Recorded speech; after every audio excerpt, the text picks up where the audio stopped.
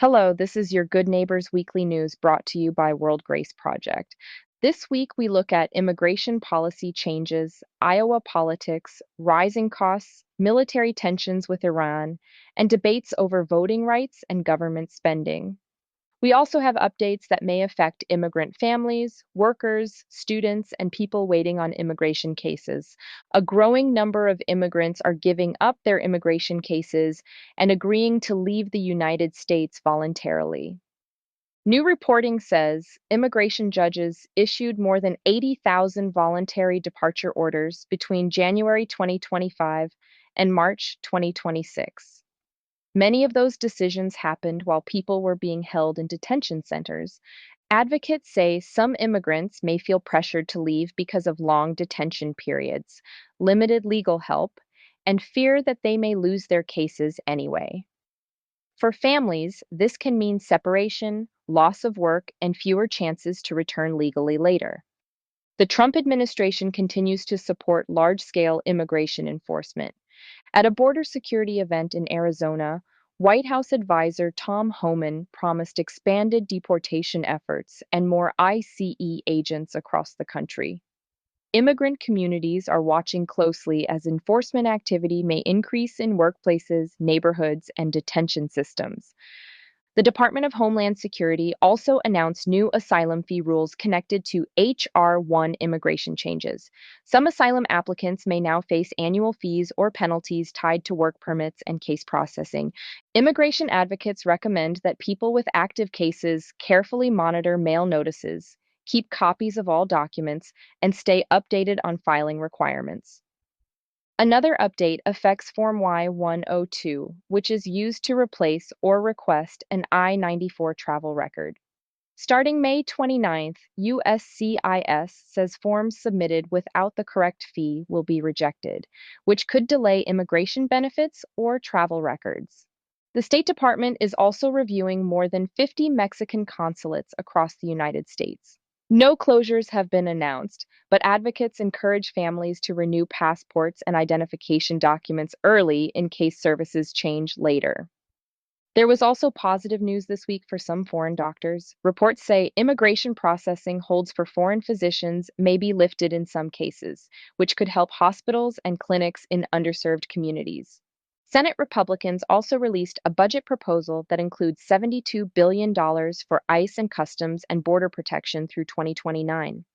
Supporters say the funding would strengthen border enforcement, while critics worry it could greatly expand detention systems and deportation operations. At the same time, new polling shows many Americans support stronger oversight of ICE agents, including body cameras and independent investigations. Iowa's U.S. Senate race continues to grow more active ahead of the June 2nd primary election. Candidates debated healthcare costs, Medicaid cuts, agriculture, and campaign finance reform. Both Democratic candidates said they oppose President Trump's military actions involving Iran. They also voiced support for protecting Affordable Care Act subsidies and lowering healthcare costs. Healthcare access remains an important issue in Iowa as many rural hospitals and clinics continue to face financial pressure. Early voting for Iowa's June primary begins May 13th. Many Americans continue to feel pressure from rising prices. Gas prices increased sharply this week after military tensions in the Middle East escalated. Higher fuel prices often affect grocery costs, transportation, farming expenses, and household budgets. There are also growing concerns about federal budget proposals tied to healthcare and food assistance. Reports say millions of people could lose Affordable Care Act coverage as enrollment declines. Other proposals may reduce SNAP food assistance benefits. For working families, losing healthcare or food support can create serious financial stress at a time when rent, childcare, and grocery prices remain high. Republicans also proposed $1 billion for new White House security projects, including President Trump's planned ballroom expansion. The proposal became part of a wider debate over federal spending priorities during a difficult economic period. Education funding also remained part of broader political and economic debates this week. Some leaders warned that military spending and budget pressures could eventually affect school funding and public services. Military tensions in the Middle East remained high this week. Conflict increased around the Strait of Hormuz after the United States attempted to expand shipping access in the region. Iran launched missiles and drones near U.S. ships and attacked targets in the United Arab Emirates. The fighting raised concerns about oil supplies, global shipping routes, and the possibility of a larger regional war.